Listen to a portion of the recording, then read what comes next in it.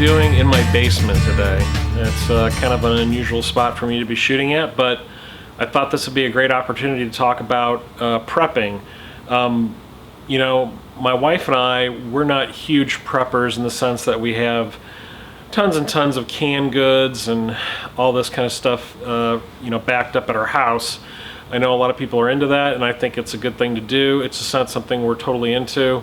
We're trying to do more and more of it, but it's difficult sometimes. So our prepping that we have done, and I think this is still beneficial, is that we have things ready to go when something happens, because probably more than likely if something happens in our area, we're going to have to evacuate because it's probably going to be a natural disaster. There is a chemical plant outside of the town I live in, so there's a very good possibility that in the middle of the night something could happen and we were going to have to grab stuff and go. So what does that mean if you have to grab stuff and go? What are you going to do? The first thing to do is we have backpacks always packed and ready to go. And these are the backpacks that we use basically for camping and backpacking. You know, they have hammocks and kind of luxury items for camping, our pads, cook sets, personal needs, things like that. So the things that we would typically use when we go out camping. We also have some other boxes packed for gear like tents and things like that. So we can grab a variety of those items. But one thing that I've put together recently is a tote that has kind of necessity items that will help if we do have to leave the house and kind of bug out for a few days or a week or whatever. These are going to be kind of backup items to what we already use in our backpacks. They're things that are going to help make our life a little bit more comfortable and a little bit more safe. They're typically things I wouldn't take camping with me, but if I have them in a tote, I can supplement what I use for my camping gear and bring this along pretty quickly. And take it with us and have a few extra items. And this could be even used when traveling. So a lot of times, you know, you'll go on a long road trip, you have all your, you know, your suitcases and your clothes and things like that, but you may not have things that you need that could, let's say, have you spend the night in your car or your truck away from home. And things like food, batteries, just these kind of essential items that we all use that are very necessary and make life comfortable. So I want to kind of show you what I'm going to put into this tote, and this is just kind of the beginning of things that I want to do. I think I'm going to add some more stuff to it as I go through it and kind of think about it. And I'm also looking for ideas. Like, I like to hear like what other people put in their totes and stuff like that, because I think having a system for bugging out, that's what you want to call it, it's a great idea and it's easy to do. It doesn't take a lot of time or money.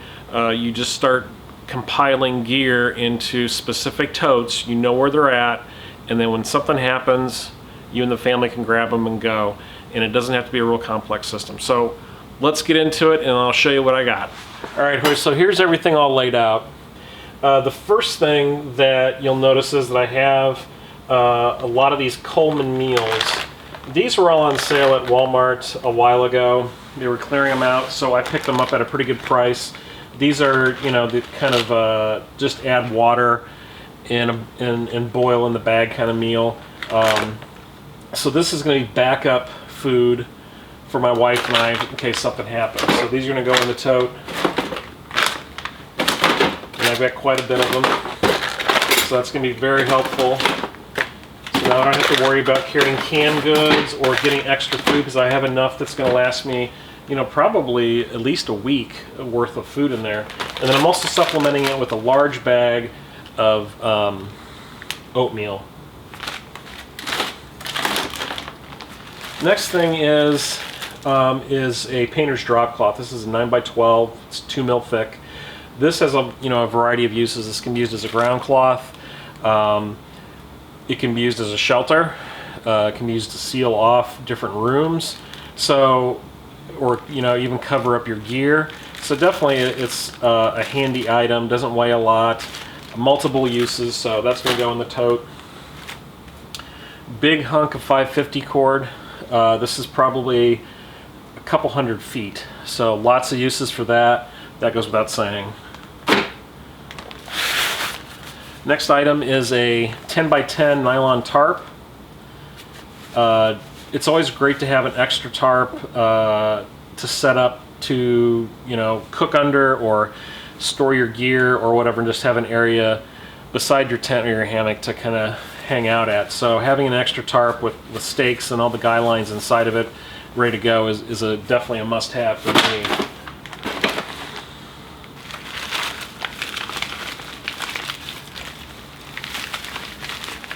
Now in here I have fuel gel packs. These are the military issue fuel gel packs. You squeeze these out, strike them with the match, and you can get a fire going, or you can cook on them. So it's just another way of starting a fire. They're pretty stable. I keep them in plastic bags and sealed so that they're, you know, not contaminating anything else inside my gear. Large bundle of zip ties, multi-uses. You can use them for setting up tarps, for repairing gear, whatever, security. Pack of candles.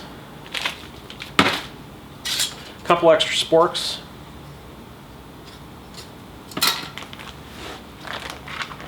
Pack of batteries. Always going to have extra batteries. And then I also have a radio that is hand cranked, has a flashlight built into it. Also has the capability of charging USB devices. You can see that on the back right there. So this is kind of a multi-use item. The batteries fit this. So my thought is that in times of emergency, an AM/FM radio is really a great way of listening to what's happening out there in the world. So having something like this, I think, is important for being prepared. Stormproof matches, another way of starting fire. Hand warmers. These things are awesome when it gets cold, and you know, when I'm traveling with my wife and camping with my wife, she really likes to use these in her sleeping bag and in her gloves and things like that. So I always have a package of these for comfort. You know, I think they're great to at least make you feel a little bit better about what's going on. I have another way of storing water. This is the 4-liter platypus. I also have a water filtration device. This is the Aquamira Frontier Pro that'll hook up to the platypus. A couple bundles of Chem lights. A Chem light holder. I don't know if you guys have ever seen one of these before. This is military issue. This is something you put the Chem light in, and then you're able to open and close it, and then that way control the amount of light that's being used. So you can use this as a task light. It's also a way of using it in your camp, and then if you want to extinguish it so no one can see it, you can quickly close it, and then that seals it off. So just kind of a neat little item to have.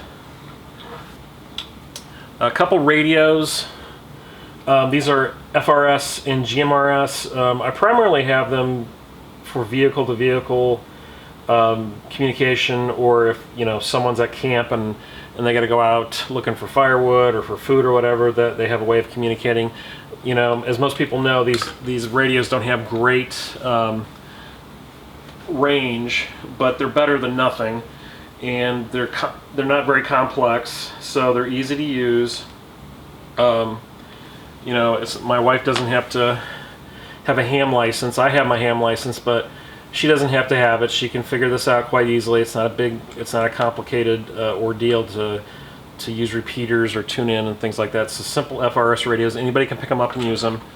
I think those are invaluable. And then the last item I have is just a small cook pot. This is the Stanley cook pot. You get these at Walmart. I've taken the cups out of mine, and I keep a Snow Peak stove in it. A little ISO alcohol stove, and then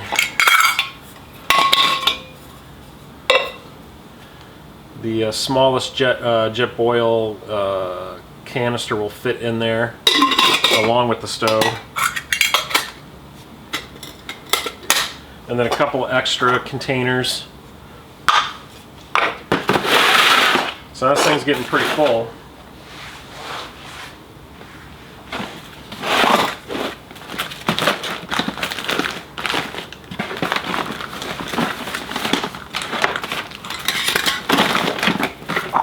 Squish down some of those food packs.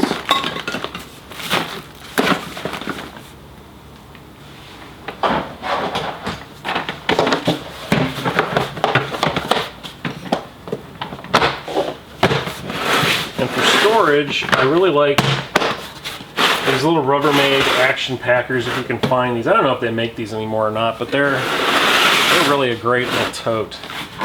You know, the thing is, this is not a big tote, so one person can easily carry it. It's pretty easy to get a gigantic tote and fill it up, and then it's too unwieldy. You can't, you know, it's going to be hard to carry. It's going to take a couple people to get it to the car or to the truck. This is something that one person can carry, and it has a lot of items in it. So this would be a great way of storing gear in your truck or car as a maybe an in-vehicle survival kit, or like we're using it, it's something that I can just grab. I keep it underneath the stairs in the basement. The backpacks are hanging close by. We can grab those. We can grab this, get our dogs, and we're out the door and we're gone. You know, of course, anytime someone shows this kind of stuff on video, it's really personal, the items that you put in it. So these are just some ideas I have that I want in mind. You know, there's things in here that you probably notice that are not in here, like first aid kits. I have a pretty good vehicle-based first aid kit already. I have first aid kits on my packs. There are no weapons or ammunition in here. Those are things I have on my person if I'm going to grab them. There's no flashlights. I have those with me or on one of my bags.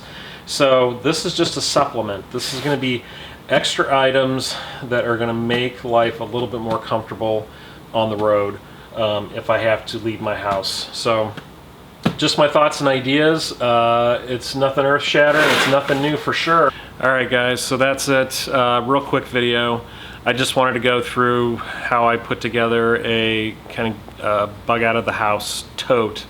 The great thing is with this size tote that I showed, you can have several of these. One could be food, one could be clothing, one could be medical. It's, you know, it just depends on how many you want to carry. This one really is just kind of more geared towards natural disaster, man-made disaster in our area. We can grab this, throw this in the back of the truck with our packs, like I said, and I've got a few extra things that are going to make life a little bit more comfortable for myself and my family. So thanks for watching. More videos coming out this week. I'm going to try to get to the woods maybe this weekend, hoping that the weather starts cooperating and my foot feels a little bit better. Like I said last time, I broke something in my foot and I'm on the mend right now. So I'm at home trying to not go stir crazy and trying to shoot videos for you guys. And so thanks for watching, and please subscribe, and we'll see you next time on The Prepared Wanderer.